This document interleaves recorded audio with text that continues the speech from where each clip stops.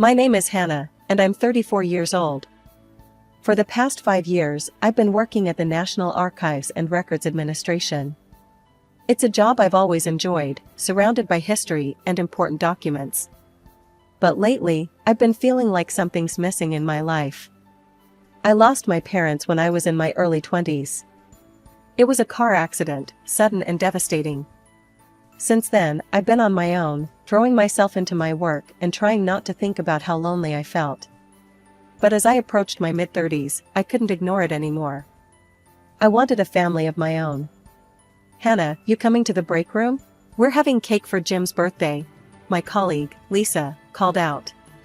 As I followed Lisa to the break room, I couldn't help but notice how she kept glancing at her phone, probably texting her husband. I felt a pang of envy. The break room was crowded with my coworkers, all chatting and laughing. Jim, a balding man in his 50s, was cutting the cake. "Here you go, Hannah," he said, handing me a slice.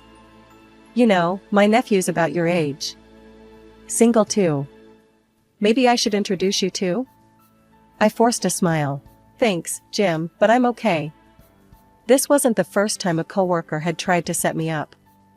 I'd been on a few dates with guys from work, but they all seemed, well, not what I was looking for. Too focused on their careers, or too immature. I wanted someone stable, someone who understood the value of family. Later that day, as I was organizing some files, my supervisor, Mr. Johnson, approached my desk. "Hannah, I've got a new case for you. A farmer from upstate is looking for information on a neighboring plot. Says it's abandoned and he wants to buy it. Think you can handle it?" I nodded. "Of course, Mr. Johnson. I'll get right on it." "Good. He'll be coming in tomorrow morning. His name's Daniel Miller." As Mr. Johnson walked away, I couldn't help but feel a little excited. A farmer. That was different from our usual clients. I wondered what he'd be like. The next morning, I arrived at work earlier than usual. I'd spent extra time on my appearance, though I tried to convince myself it was just another day. As I settled at my desk, my colleague Lisa gave me a knowing look. "Someone's looking nice today," she teased. "Hot date?" I rolled my eyes. "No, just meeting a new client. A farmer looking for property records." Just then, Mr. Johnson appeared with a man I assumed must be Daniel Miller. My jaw nearly dropped. This was not the old, bearded farmer I'd imagined. Daniel was tall, probably in his early 40s, with salt and pepper hair and kind eyes. He wore jeans and a plaid shirt, looking somewhat out of place in our office full of suits. "Hannah, this is Mr. Miller," Mr. Johnson introduced us. "He'll be working with you on finding those property records." Daniel extended his hand. "Please, call me Dan." "It's nice to meet you, Hannah." His handshake was firm, his hands calloused from hard work. I felt a flutter in my stomach that I quickly tried to squash. "Nice to meet you too, Dan. Shall we get started?" As we settled into my workspace, I couldn't help but notice how Dan's presence seemed to fill the room. He had a quiet confidence about him that was intriguing. "So, tell me about this property you're interested in," I prompted, trying to keep things professional. Dan leaned forward, his eyes lighting up. "It's the plot next to my farm. Been abandoned for years. I'm hoping to expand, maybe start an orchard. But first, I need to track down the owners." As he spoke, I found myself drawn in by his passion. It was refreshing to see someone so enthusiastic about their work. We spent the next few hours poring over old property records. Dan was surprisingly knowledgeable, asking insightful questions that made our search easier. As we worked, we fell into an easy conversation. "So, how long have you been farming?" I asked during a lull. Dan's face softened. "Born and raised on a farm. Took over from my dad about 15 years ago. It's not always easy, but I love it." There was something in his tone that made me curious. "Sounds like there's a story there." He hesitated for a moment. "Well, it's just me and my boys now. My wife, she passed away a few years back. My heart clenched. I'm so sorry, Dan. That must be hard. He nodded, a sad smile on his face. It is. But my boys, they keep me going. They're 7 and 5 now. Great kids. I felt a wave of sympathy wash over me. I lost my parents years ago. I know it's not the same, but I understand loss. The rest of the day flew by. We made good progress on the property search, but it was clear we'd need more time. As Dan was leaving, he hesitated. Listen, Hannah. I know this is unconventional, but would you like to grab a coffee sometime? To discuss the case, of course. I felt my heart skip a beat. I'd like that, Dan. For the case, of course. Over the next few weeks, Dan and I met regularly, ostensibly to work on his property case. But our conversations often strayed beyond land records and legal documents. I found myself opening up to him in a way I hadn't with anyone in years. One day, as we were wrapping up our work, Dan hesitated. Hannah, I hope I'm not overstepping, but would you like to come out to the farm this weekend? Meet the boys? We're having a little barbecue, nothing fancy. My heart raced. This felt like a big step. I'd love to, Dan. Are you sure the boys would be okay with it? He smiled, his eyes crinkling at the corners. They'd been asking to meet you. I may have mentioned you once or twice. That Saturday, I found myself driving out to Dan's farm. The city gradually gave way to rolling hills and open fields. As I pulled up to the farmhouse, I saw Dan and 2 young boys waiting on the porch. Hannah, Dan called out, waving. Come meet the boys. I stepped out of the car, suddenly nervous. The younger boy hid behind Dan's leg, while the older one eyed me curiously. Boys, this is Miss Hannah from the archives. Hannah, these are my sons, Jack and Tommy. Jack, the older boy, stepped forward. Do you really work with old stuff all day? That's cool. I laughed, feeling myself relax. I do. Maybe I can show you some interesting documents sometime. Tommy, still shy, peeked out from behind Dan. Do you like chickens? We have chickens. And just like that, the ice was broken. The boys led me on a tour of the farm, showing me their favorite spots and introducing me to various animals. Dan followed behind, a soft smile on his face. As the day went on, I found myself falling into an easy rhythm with Dan and the boys. We grilled burgers, played catch in the yard, and ended the evening roasting marshmallows over a small fire. As the boys dozed off on a blanket nearby, Dan and I sat in comfortable silence, watching the stars come out. Thank you for today, I said softly. It's been wonderful. Dan turned to me, his face serious. Hannah, I need to be honest with you. I like you. A lot.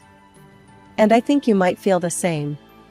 But I need you to understand, the boys and I, we're a package deal. It's not always easy, being a single dad and a farmer. I took a deep breath, gathering my courage. Dan, I like you too. And your boys are amazing. I know it won't be easy, but I'd like to see where this goes. If you want to, that is. Dan's face broke into a wide smile. He reached out, taking my hand in his. I'd like that very much, Hannah. The months that followed were like a dream. Dan and I grew closer, and I found myself spending more and more time at the farm. The boys, Jack and Tommy, warmed up to me quickly, and I discovered a maternal instinct I never knew I had. One crisp autumn evening, as we sat on the porch watching the sunset, Dan turned to me with a serious expression. Hannah, these past 6 months have been the happiest I've had in years. I know it might seem fast, but when you know, you know. Hannah Thompson, will you marry me? Tears welled up in my eyes. Yes, Dan. Yes, I'll marry you. The wedding was a simple affair, held on the farm with only our closest friends and family present. As I walked down the makeshift aisle in a simple white dress, I saw Dan waiting for me, looking handsome in his suit. Jack and Tommy stood beside him, beaming. However, my joy was slightly dampened when I overheard Dan's parents talking during the reception. She's awfully thin, isn't she? His mother muttered. Not sure she's cut out for farm life. Give her time, Martha, his father replied. She'll toughen up or she'll break. I tried to shake off their words, focusing instead on the happiness of the day. But a seed of doubt had been planted. After the honeymoon, I moved to the farm permanently. It was a big adjustment, leaving my job and city life behind. Dan suggested I quit working to focus on the house and children, and I agreed, eager to embrace my new role as wife and stepmother. At first, everything seemed perfect.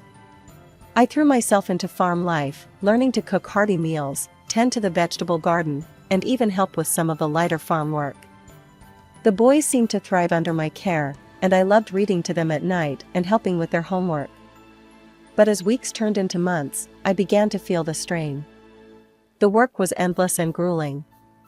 I'd never realized how much physical labor went into running a farm.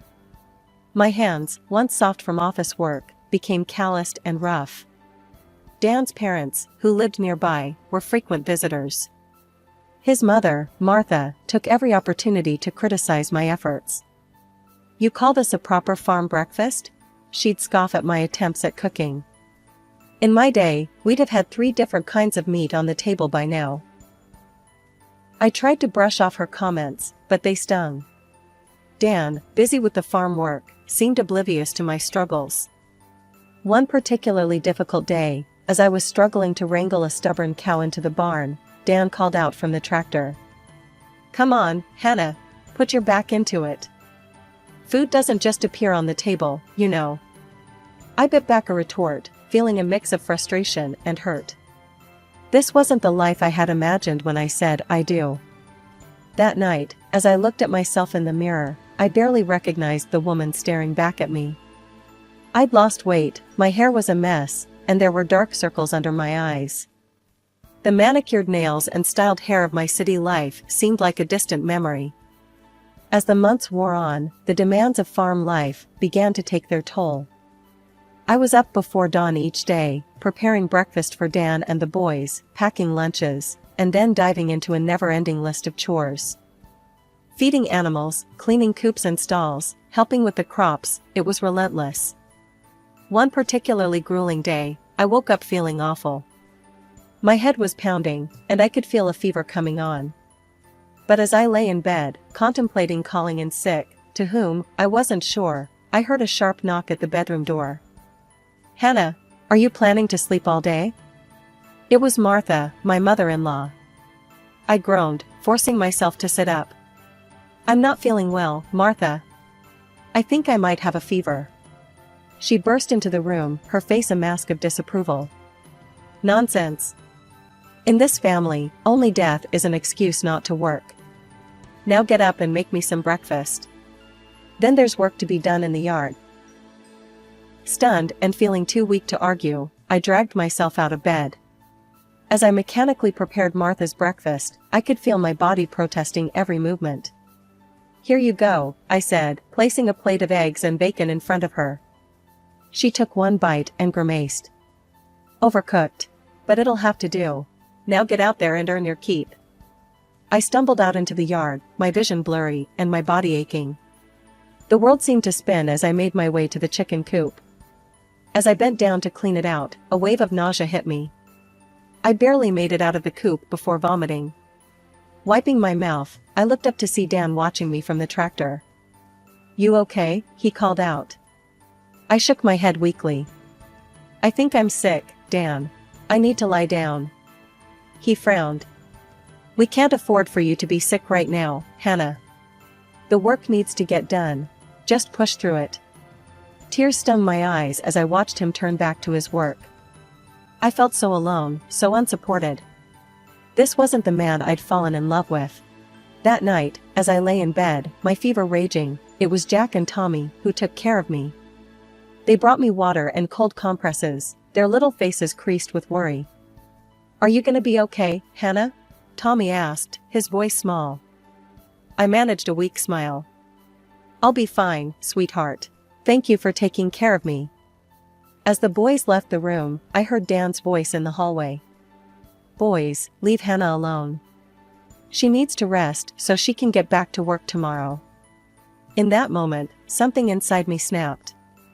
This wasn't the life I wanted. This wasn't the family I dreamed of. I needed to make a change. But just as I'd made this resolution, life threw me another curveball.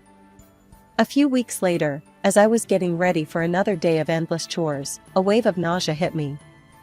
But this time, it wasn't from illness. With shaking hands, I took a pregnancy test. As I waited for the results, my mind raced. A baby? Now? How could I handle a newborn on top of everything else? When the test showed positive, I felt a mix of joy and terror. I had hoped for some reprieve from the grueling farm work, but my expectations were quickly dashed. If anything, the demands on me seemed to increase. "You're eating for two now," Martha would say, piling more work on my plate. "That means you should be working for two as well." I was 7 months along when Dan's father approached me one afternoon. "Hannah, we need to clear out the old storage room for the baby. Get to it, will you?" Exhausted and aching, I nodded silently and made my way to the cluttered room. As I sorted through years of accumulated junk, I came across a dusty old box tucked away in the corner. Curiosity got the better of me, and I opened it. Inside, I found a leather-bound book. As I flipped it open, my heart nearly stopped. It was a diary belonging to Marie, Dan's first wife. I knew I shouldn't read it, but something compelled me to do so.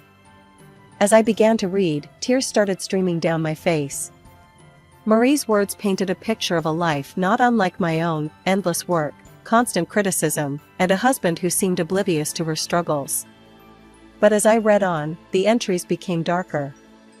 "The pain is unbearable," one entry read. "I begged Dan to take me to a doctor, but he says we can't afford it. His parents say I'm just being weak. But I know something is wrong. I can feel it." My hands shook as I turned the pages. The final entry made my blood run cold. "I can't take it anymore. The pain, the work, the loneliness. They won't let me get help, won't even buy me medicine, because it's an unnecessary expense. I'm sorry, my sweet boys, but I can't go on like this. Dan, your parents, this is on you. I hope you can live with what you've done." I closed the diary, feeling sick to my stomach. This wasn't just a diary, it was a suicide note. Marie hadn't died from an illness as I'd been told. She had taken her own life, driven to desperation by the very people I was now living with. In that moment, everything became crystal clear. The way Dan and his parents treated me, their callousness towards my health and well-being, it wasn't new. They had done this before, and it had cost a woman her life. I carefully hid the diary in my room, my mind racing. I couldn't let history repeat itself. I couldn't become another Marie. 2 months had passed since I gave birth to my daughter, Emily. The joy of motherhood was overshadowed by the relentless demands of farm life. Night and day blurred together as I struggled to care for a newborn while still tending to Jack and Tommy, cooking meals, cleaning the house, and managing the endless chores that came with the animals. One afternoon, as I was hanging laundry outside, I heard raised voices coming from the barn. Curiosity and concern propelled me forward, and I crept closer to listen. "You killed her," Jack's young voice cracked with emotion. "You and Grandma and Grandpa, you killed Mom." The sharp sound of a slap echoed through the air, followed by Dan's furious voice. "Don't you dare say that again, boy. You think you're so smart, huh? Well, if you're too smart for your own good, maybe you don't need school anymore." My heart raced as I listened, frozen in place. Dan continued his tirade, his voice growing louder. "From now on, you'll work on the farm full-time. You'll earn your keep like the rest of us. You don't need an education to work here. You'll learn what really matters, how to put food on the table." I felt sick to my stomach. Jack was only 9 years old. The thought of him being denied an education, forced to work full-time on the farm, it was unthinkable. The next morning, Dan announced he was leaving for a 3-day farm produce fair with his parents. As soon as their truck disappeared down the driveway, I sprang into action. Jack, Tommy, I called, my voice surprisingly steady. Pack a bag with your favorite things. We're going on a trip. As the boys scrambled to pack, I gathered Emily's essentials and a few of our belongings. I retrieved Marie's diary from its hiding place and tucked it safely into my bag. Within an hour, we were in my old car, driving away from the farm. The boys were quiet, sensing the gravity of the situation. Emily slept peacefully in her car seat, oblivious to the turmoil around her. Using my meager savings, I rented a small apartment in the city. It was cramped and nothing like the farmhouse, but it was ours, and it was safe. The next day, I reached out to my old contacts at the archive. They were surprised to hear from me, but eager to help. With their assistance, I managed to track down information about Marie's parents. My hand shook as I dialed the number. A warm, elderly voice answered. Hello? Mrs. Johnson? This is Hannah. I was married to your son-in-law, Dan. There was a pause, then a sharp intake of breath. Is everything all right? We've been trying to get in touch with the boys for years. Dan cut us off after we lost her. Please, can we see them? It turned out the Johnsons lived in a neighboring town. They invited us to visit, eager to reunite with their grandchildren and meet Emily. The moment we arrived at the Johnsons' house, I felt a wave of warmth and acceptance wash over us. Marie's parents, Ellen and Robert, greeted us with open arms and tear-filled eyes. Oh, look at you all, Ellen exclaimed, hugging Jack and Tommy tightly. You've grown so much. Robert gently took Emily from my arms, cradling her with the practiced ease of a grandfather. And this little one, she's beautiful, Hannah. Once we were settled inside, I knew it was time. With shaking hands, I pulled Marie's diary from my bag. There's something you need to see, I said softly, holding out the diary to Ellen. As they read, their expressions changed from curiosity to horror to grief. Tears streamed down Ellen's face, while Robert's jaw clenched in anger. We knew something was wrong, Ellen whispered. But we never imagined, oh, Marie. Just then, my phone rang. It was Dan. I steeled myself and answered. Where the hell are you? He growled. Get back home now, or I'm calling the police. I felt a surge of courage. No, Dan, I'm not coming back. In fact, I'll be the one contacting the police. Don't call me again. I hung up, my heart racing. Over the next few days, with the Johnsons' support, I set our plan in motion. I contacted Child Protective Services, providing detailed accounts of the abuse and neglect the children had suffered. Then, clutching Marie's diary, I walked into the local police station. The detective listened gravely as I recounted everything, the forced labor, the medical neglect, Marie's suicide. This is extremely serious, the detective said. We'll need to investigate thoroughly. Are you willing to press charges? Yes, I replied without hesitation. For all of us. What followed was a whirlwind of activity. Dan and his parents were arrested and brought in for questioning. The farm was searched, and more evidence of abuse was uncovered. The boys were interviewed by child psychologists, bravely recounting their experiences. It was heart-wrenching to hear their stories, but I was so proud of their courage. Finally, after months of legal proceedings, we found ourselves in the courtroom for the final verdict.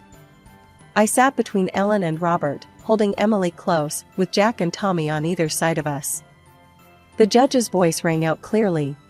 In light of the overwhelming evidence, this court finds the defendants guilty of child abuse, neglect, labor exploitation, and criminally negligent homicide in the death of Marie Johnson. I heard Ellen's sharp intake of breath beside me. The judge continued. Daniel Miller is sentenced to 10 years in prison. His parents, Martha and George Miller, are each sentenced to 7 years.